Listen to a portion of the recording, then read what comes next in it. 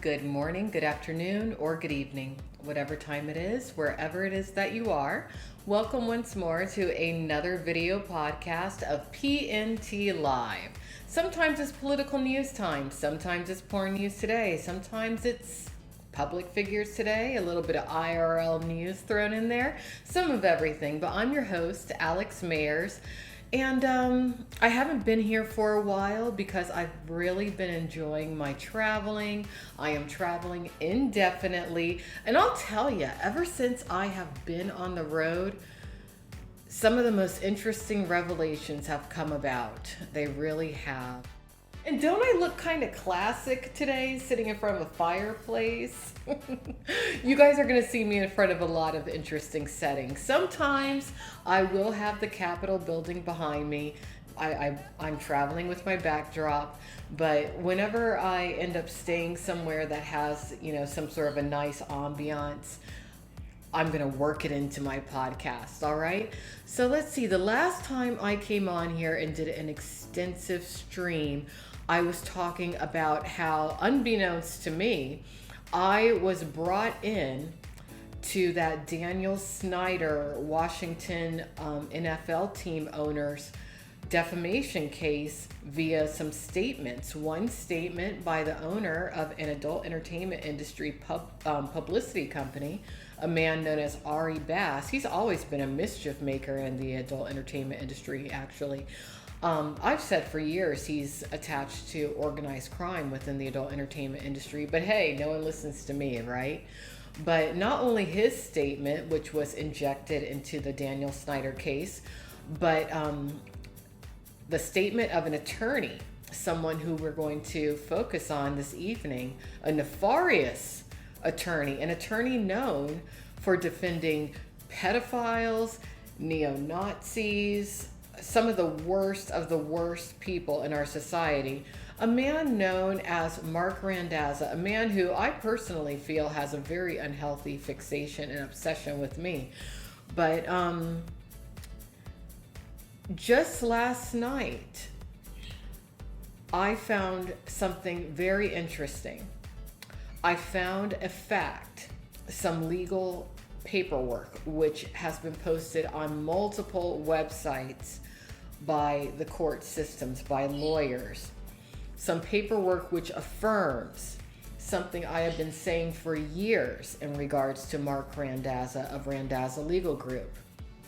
It appears that Marc Randazza, actually it doesn't appear, it's a solid fact that Marc Randazza represented the founder of Porn WikiLeaks, Donnie Long, aka Donald Carlos Sion, and in a recent legal situation out of the Southwest Florida area. All these years, I have been saying that Donald Carlos Sion has received help when it's come to his criminal activity, his criminal stalking, his criminal doxing, his terrorizing of the adult entertainment industry. And I have named that, from my perspective, one of the individuals helping him has been Marc Randazza.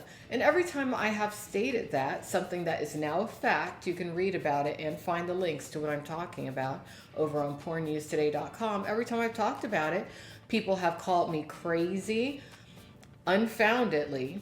They have said all kinds of things to try to discredit me. They have called me mentally ill, and I am very sane. Actually, you know who just called me mentally ill? And when I think about it, I could probably sue him for defamation for doing so. An alcoholic pornographer who has threatened suicide publicly multiple times. That's really the only reason why I wouldn't mess with him in the courts, because I would not want to push him over the edge, because hell, he might put a gun to his head and blow his brains out any day now. Mike Quasar. Can you believe that? Calling me mentally ill? I mean, I've suspected that Mike Quasar is racist for years. I've seen the things that he said to and about Demi Sutra. Behind the scenes, he has talked all kinds of trash, especially about the black male talents. And of course he would say those things about me. I mean, he has a close friend who coerced me into having an abortion back when I was active in the adult entertainment industry. I have called out a lot of Quasar's bad behavior. So yeah, he's going to say I'm mentally ill, but really, who's the mentally ill one? The woman who left the adult entertainment industry, went on and created a solid, good legal life for herself? Or the man who's constantly threatening suicide linked to organized crime and who's been a pornographer because that's all he knows how to do? Yeah. But anyway, my whole point of tonight is that Marc Randazza of Randazza Legal Group, all these years, has been playing both sides of the fence. He has claimed to be an advocate and an ally of the adult entertainment industry, when in actuality, all this time, he's been apparently sympathetic of and just recently defended in a court of law in the legal sphere Donald Carlos Sion, aka Donnie Long, the founder of Porn WikiLeaks, a website which did push quite a few individuals to the brink of suicide and did push a couple to suicide. So that's pretty bad. You know, I spoke with a couple adult entertainment industry bloggers about this situation. The news will circulate within the adult entertainment industry sphere. And, you know, everyone has free will. If you want to work with an unethical attorney like Marc Randazza, hey, so be it.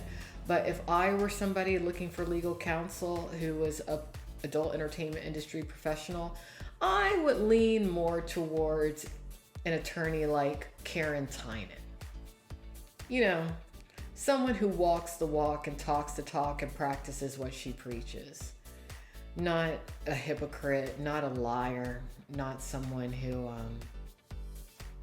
really never should have been granted a legal license. So that's one thing I wanted to talk about tonight. But let's see, is anyone in the chat? Looks like there's a few people. So if I see, you know, what y'all are saying in the chat, I will acknowledge you. But I'm going to leave the chat very quickly. And I do want to touch on what is going on with Jeffrey Epstein, because I did see a tweet a little bit earlier this evening in regards to I saw a tweet about the flight logs and the passenger list of people who flew on Jeffrey Epstein's Lolita Express private jet. I heard about that list being made public, and woo! I can see how a lot of people would be trembling in their boots when it comes to that if they didn't really want it out there that they were matriculating with that man. And you know, that's something that people really do need to realize about the adult entertainment industry. The adult entertainment industry, it's so ironic it's called the adult industry, when in actuality it does market the idea of underage sex, pedophilia, you know, all kinds of criminal things having to do with the harm of minors. Actually, when I think about it, anybody who is connected to Marc Randazza of Randazza Legal Group should be investigated for the harm of children. You know, he was actually partying with that female porn star who was arrested on child abuse charges, Mercedes Carrera. There are photographs of her taking selfies in his bathroom with the tweet alongside saying, "What happens in Randazza's house stays in his house. I sure hope no underage sex happened in that house, considering that Mercedes Carrera was there. But it wouldn't be too far of a stretch, would it be?" Because that wasn't the first time he was hanging out with somebody charged with child abuse. The first time I ever heard of him was when he went to that Libertarian Party of Nevada luncheon that was hosted by an internationally known convicted pedophile known as August Kurt Bracco, aka Kurt Treptow. And where there's smoke, there's fire. So, you know, the way I see it, anyone who is associated with him or his affiliate, Ari Bass, probably does need to be looked at when it comes to the crime of being sexual with a minor. I mean, when I think about, let's see, who should be looked at? Well, I did see Quasar in some conversations with Gustavo Turner, who in turn has been in conversations with Honey House PR, aka Ari Bass. You see how that goes? I should make a whole chart just connecting the dots. Who's connected to who? That way when people do start investigating these things, they can know who to look into. But anyways, let's see. Here it is. Here it is. And I do want to thank, who was it who I saw retweet this? Who was it? Old Nick 999. Thank you, Old Nick 999, for retweeting the following tweet. Developing. All passengers on Epstein's flight logs to be named. Epstein's rich and famous pals panicking. All right. And this is from a website called thegatewaypundit.com. Let's read a little bit of this. It was posted September 20th of 2020. The world's rich and famous traveled to and from Jeffrey Epstein's island in the Atlantic for years. Today, the Attorney General for the U.S. Virgin Islands demanded the logs on all flights to and from the island for the past few decades. I'll bet you that there's going to be some individuals who are power players in the adult entertainment industry, along with political heavyweighters who are going to end up on that list, who we're going to find out about.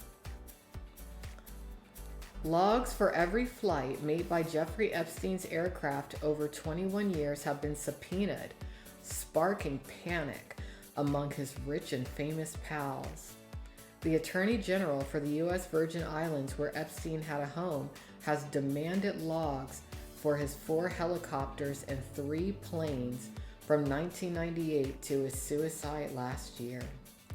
And anyone who has not read the Virginia Giuffre manifesto and testimony, it's a must read. If they don't make a feature Hollywood big budget movie of her life, then I don't know what kind of a world we live in, because her testimony, her life is just so took my breath away.